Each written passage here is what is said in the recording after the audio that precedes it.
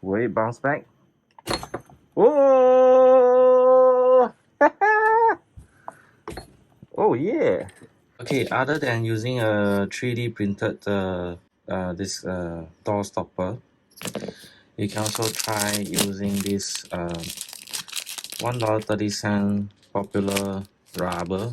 As long as it's longer than the door closing, you can block the door from closing. You can actually use this to do the door stopper. So I'm going to remove the plastic and then apply onto the magnet directly with the super glue, and hopefully it will work. Okay, I'm going to apply a single drop of the super glue. This is a liquid glue. It will dry actually take much longer time to dry, which is more suitable for this project. So I'm going to apply this rubber onto this super glue on the neodymium magnet.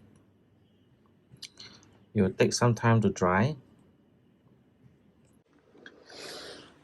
Okay, this one is without the plastic.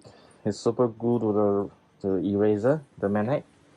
So let's see if this eraser that anybody can buy cheap from Popular or any bookshop, as long as it's long enough, put a magnet over here. Whoa! That's super strong. Let me see if I close the door, will it bounce back?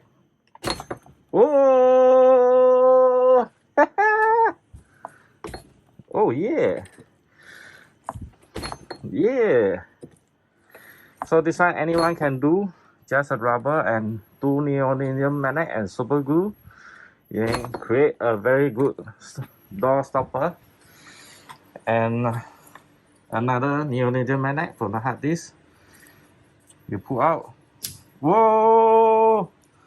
So this eraser will be my door stopper. Whoa! When not in use, just put at the side with the magnet. And it works.